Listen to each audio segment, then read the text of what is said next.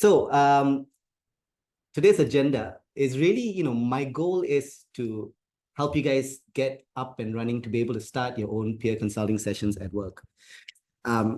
So enough information to give you the confidence to start running your own sessions. That's the goal of today's session. So a little quick intro, but really jump into what is peer consulting very quickly, and then why peer consulting is so helpful in today's organization, in today's context.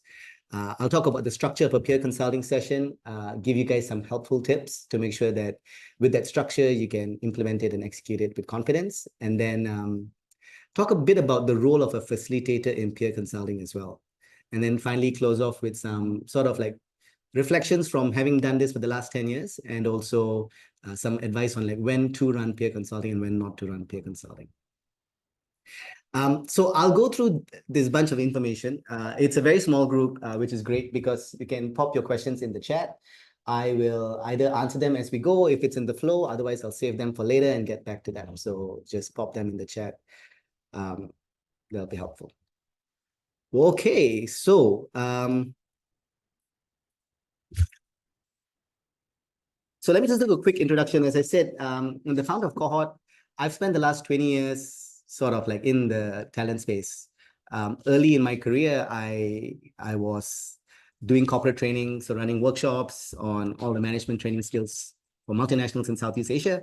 And then I got into executive search, did that for a bunch of years. And then really for the last few years, I've been in the leadership development space. For the last 3 years specifically, I was the head of Southeast Asia for a nonprofit called Acumen Academy, which focused on finding and helping social entrepreneurs and nonprofit leaders in this region develop their leadership skills. So really spending time in that space. And I guess like doing that work and sort of looking at the space and what folks are doing in leadership development, one of the realizations I had was that given how much we know about how people learn today, and given how much we know about what it takes to develop leadership skills, which is, by the way, people learn on the job, leadership skills take practice, people need to try new skills, fail, and then get support, and they need a safe space to do all that. So we know all of that stuff. That's not new. I felt that very few leadership interventions were actually facilitating that, were actually making space for people to practice, for emerging leaders to practice new skills. And so I started Corehort to try and solve that problem. So Corehort really is about making space for people to practice. We run group coaching sessions. We bring small groups together to help them support each other, encourage each other, hold each other accountable. We provide structure and support for that. And so group coaching is sort of like the anchor thing we do. We're running a program, for example, for EY in ASEAN, doing it for 100 of their managers, etc. There are different modalities to group coaching. And one method is the peer consulting method, which is what I'll talk about today. It's one of those methods that's incredibly impactful, I think. I've done it for many years now, but also very easy to do, right? So I feel like, which is why we're running this workshop, and it's only 30 minutes or 20 minutes, whatever time we have left. Like, it's easy to learn a few sort of like basic knowledge, and you can start doing it at work, and incredibly helpful. So let's get into what is peer consulting, right? So peer consulting is a structured process to sort of like engage a peer group to get their feedback and thoughts about a complex leadership problem. And the structured process is what I'll talk to you about today. Really, what is the process? How do you do it properly? But before I do that, I want to talk a little bit about the complex leadership piece, because I think that creates the case for peer consulting. If you're thinking about should I not do it, is it helpful or not? And I'll speak quickly about it, but I think it's helpful. So today's leadership challenge, most leaders, their challenges are complex in nature versus technical in nature. So a good way to understand this is, so Ron Heifetz, some of you might know adaptive leadership. He's a professor of Harvard Kennedy School. He talks about how challenges can be technical in nature or complex in nature. Technical problems are easy to diagnose, and their solutions are easily, or you know what the solution is. It's readily available. Adaptive challenges, which is what he calls it, but it's actually complex challenges, are harder to diagnose, and it's not clear what the solution is. I'll give you an example. So let's say a 40-year-old man has a heart attack. In that moment, his technical challenge is his arteries have clogged, he's having a heart attack, he's in pain, goes to the hospital, the surgeon looks at it and says, yes, clogged artery, he operates, solves the problem. we need the surgeon's expertise to do the work, and we need to pay the surgeon money. So you need an insurance plan or money to pay the surgeon. So that's a technical challenge. Very painful, by the way. So technical challenges are just as painful as adaptive challenges. But it's a clear problem, it's a clear solution. Now, that same 40-year-old man, he goes through the operation. The doctor says, listen, you need to change your lifestyle, right? Because you are not eating healthy, you're not exercising, you're too stressed at work. All this needs to change. And then the guy goes back to work or life, and he does it for 6 months, and then he stops and he goes back to his old way of living, which is typically or very common. Many people see this, right? And so changing your lifestyle is a complex challenge. Why is he not able to change his lifestyle? I mean, there's some hypothesis, I don't know, but it's not clear. And how do you get him to change his lifestyle? Got some ideas, but also not clear. That is an example of a complex challenge, which my argument is what people at work, leaders at work, are increasingly having to deal with, right? So this is a helpful table to help you think about the differences. Technical challenges are easy to identify the problems or root causes. Solutions are clear, can be solved with expertise and resources. Complex problems, adaptive challenges, not so clear what the root cause is, not clear what the solution is, not clear what the solution is. So you need to do a bit of learning and experimenting. So in an L&D capacity, for instance, maybe you have a goal for course completion, right? So one technical, an example of a technical challenge is new employees don't know how to navigate the platform. Technical problem, run a training program, onboarding session, they will learn and then they'll be able to do it, you solve the problem. Complex problem is employees are not motivated. So they know how to do it, how to access the platform, they're not motivated, don't know why, right? Not sure if that's because I don't know, they are too busy at work, they don't believe in training, training is irrelevant, the platform is not helpful. You need to find out what the problem is, and then you need to experiment what the solution is. This is the nature of challenges your leaders are facing today, right? My argument is, and the reason why peer consulting is helpful is we don't do enough to help them tackle adaptive or complex challenges, which is where peer consulting comes in, right? So peer consulting, just so we're all on the same page, this is a high level of how it works, right? I'll go into the exact structure shortly. High level of how it works is it starts with a group coming together. Someone presents a case, presents a challenge to the group. The group asks them clarifying questions to learn more about the problem. The group spends time diagnosing the problem, not solutioning, just thinking about what is the complexity of this problem. The group then thinks about what are potential action steps the person can take. And then the person that's sharing the problem comes back to reflect on what it was like listening to the group. That's a high level of how peer consulting works, right? Doing this, it's fairly straightforward, but I'm going to give you a lot of guidance on how to do each section properly so that you get the most out of it. Just by seeing that structure, it's clear that one of the key benefits of peer consulting is that it shifts the interaction between peer groups and the person with the challenge from one of advice giving to one of brainstorming. So typically when someone shares their challenge, if they share their challenge, right, what they get is advice on how to solve that challenge. Culturally or whatever it is, we've been conditioned to think that that's how to support someone, to give you the answer to the problem, right? Which is not helpful with complex problems. With complex problems, you need someone to help you brainstorm. The problem is when you share your challenge with a peer group, they don't know how to brainstorm with you. So, and they want to be helpful. So they're doing it out of sort of trying to be helpful. And so they give you answers, right? So peer consulting provides the structure and framework to shift that interaction between peer groups and the person with the challenge. The second benefit is it helps you tap into the wisdom in your teams. So many organizations, and I'm sure your organization, spend a lot of time, and I was in recruitment, so I know this, really being intentional about how they bring people, who they bring on board their team. They look for talent, of course, experience, but they look for diversity because they think that really helps, and it does. But when people join organizations, it's sometimes hard to really tap into their wisdom. You get so busy doing what you're doing, and teams don't collaborate cross-functionally, and it's a missed opportunity. So peer consulting provides the space for that to happen. The goal of peer consulting, there are two sort of roles here, or stakeholders here. The case presenter, the goal for the case presenter is to get more clarity on their challenge and to sort of be able to walk away with some things to experiment with, right? So that's the goal for the case presenter. For the peers, the goal is to strengthen their ability to process complex problems, to strengthen their diagnostic and brainstorming skills, which is a skill, which is something we're all not many of us are used to or able to do, right? So that's the goal for the peers. So before we get into the structure, which is what I'm going to focus on, right? The basics are groups should be between three to five people. Less than three is not a group, it's a couple, it's not useful. More than five, in peer consulting, it's a bit hard. One, because it's hard to make space for people to be heard. Some people will sort of just hide in the shadows.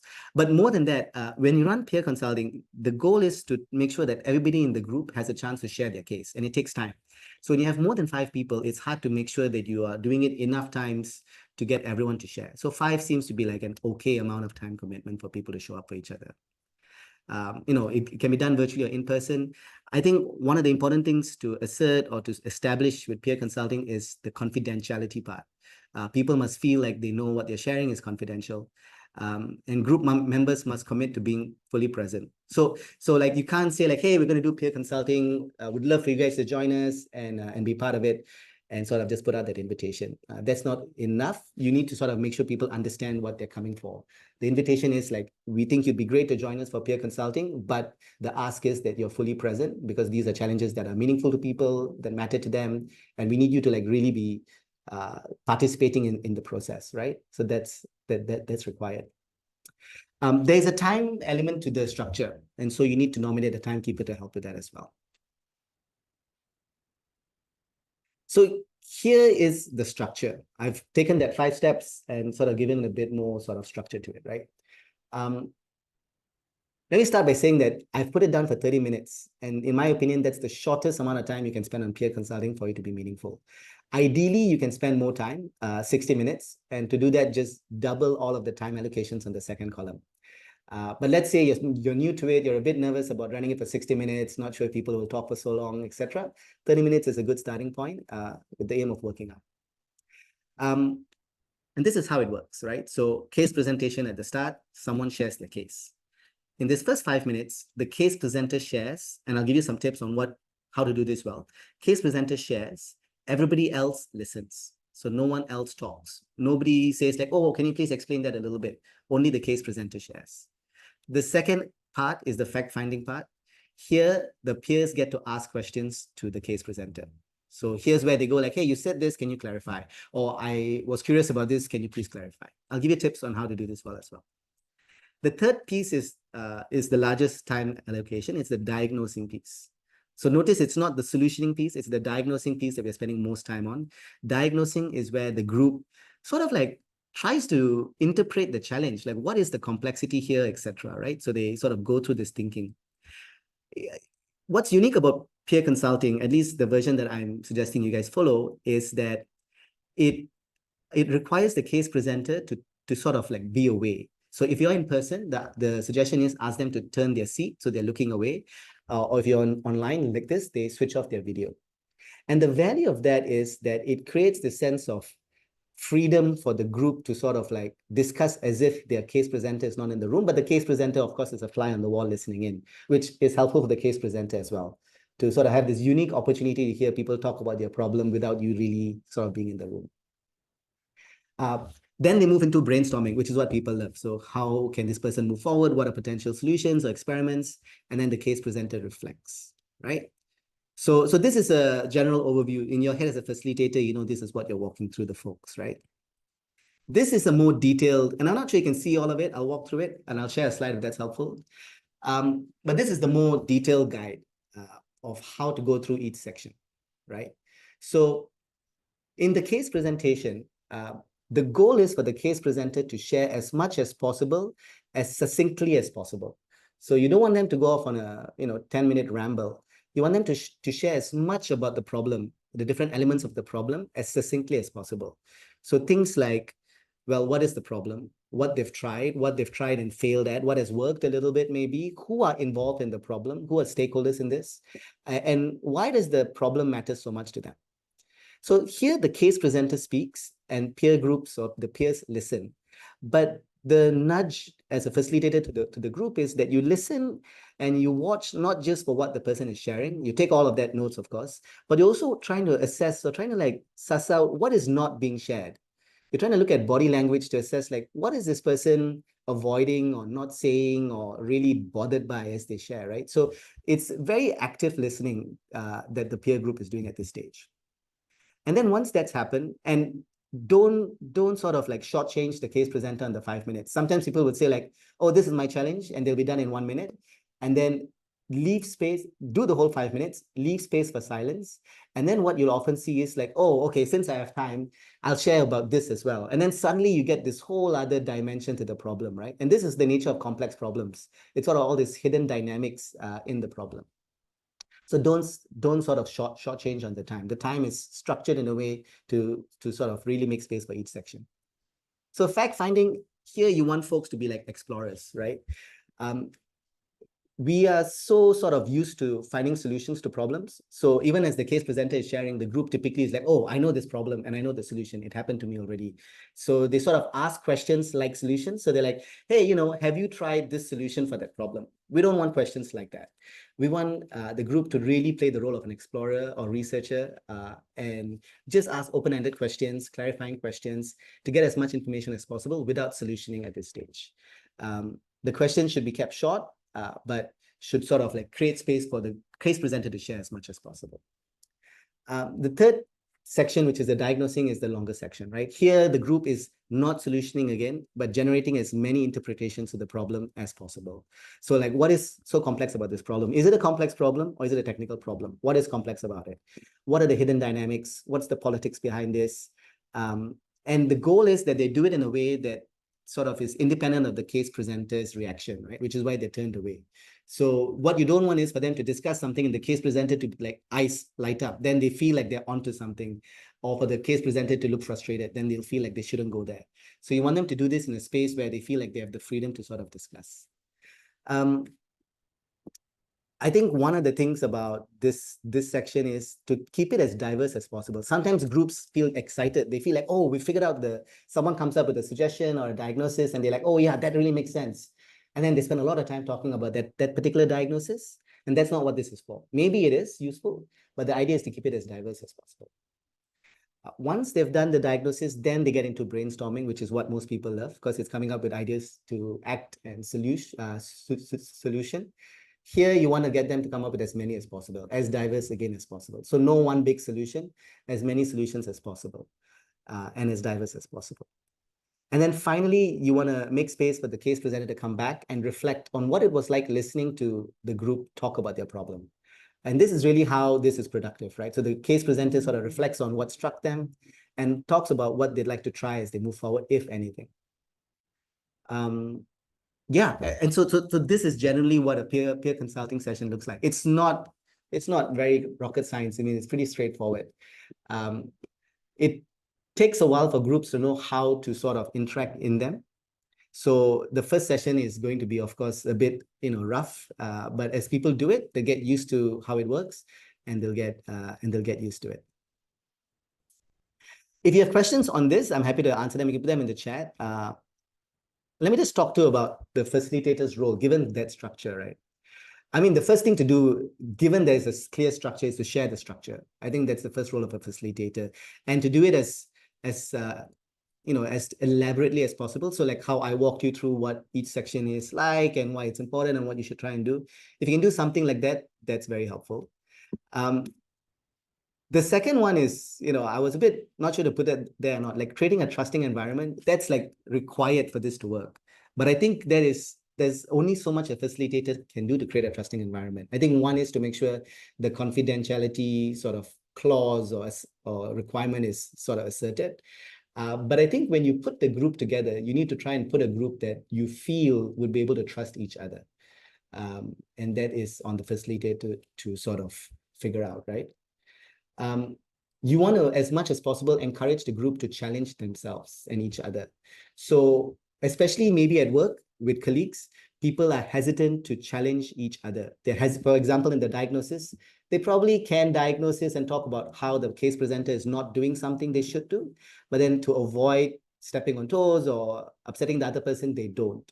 So you want to create the trusting environment or say that that's the intention, and then try and nudge people to challenge each other with that diagnosis, especially in the diagnosis, because they're trying to make sense. And often the diagnosis reveals the case presenter's piece of the mess, right? It reveals the case presenter's piece of the mess because it's never sort of case presenters and angel and the problem is independent, right? And then, as I've mentioned a few times, you want to make sure the diagnosis and the brainstorming is diverse, so that people don't sort of do groupthink or focus in on one thing too quickly. A good way to do all of this is to actually participate in the first session. So you don't have to facilitate every session, but participate in the first session to role model what good looks like. So to role model timekeeping to start with, because people might think timekeeping is just a suggestion, but you want to show them that on 5 minutes we stop abruptly, rudely, and we move on in service of the group's benefit, right? So role model timekeeping, role model good questions, which is hard to do, especially if you're new to peer consulting. But if you do some prep, significant prep, there's plenty of stuff online on what is a good question and stuff like that, right? Role model good questions so people know. Role model what it means to challenge each other as well, all the stuff we talked about. And then I think the third piece is to keep the group focused on each stage's focus, right? You want to make sure that they focus on the diagnosis part when it's diagnosing, on the brainstorming part when it's brainstorming, because people often sort of like think it's a suggestion and then they jump straight to brainstorming because they feel like, oh, we figured it out. We're very productive. That often happens. Groups sort of listen to the challenge and they're like, oh, we're so smart. We work so well together. We figured it out. Here's the answer. And they get to brainstorming. We don't want that. That's not the objective of this session. I saw a question in the chat. 2-person is not a group, but a couple.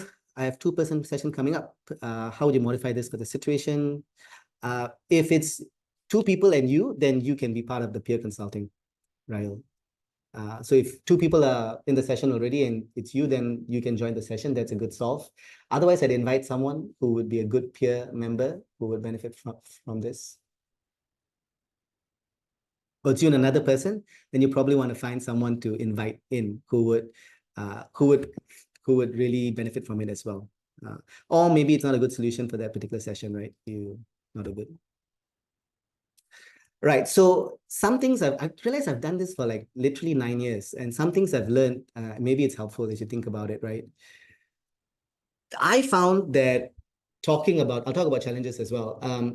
I found that talking about the challenge can be very hard. I know I personally found it hard when I was doing it with my peer group, but incredibly helpful. Because with complex challenges, the thing is like it's always stuck in your head. And when you're forced to lay it out and share it with somebody else, you do the thinking of like diagnosing the challenge. So you're sharing it in a productive way. And that in itself can be extremely helpful, I have found. So that has been helpful. So make sure my suggestion there then is to give people time to prepare to share their challenge. Say like, hey, we've got a group peer consulting session coming up. Navin's going to be presenting. Navin, give it some time. So give him like a few days in advance notice so that he can spend some time thinking about the problem. It's helpful. Case presenters love stepping away to listen in.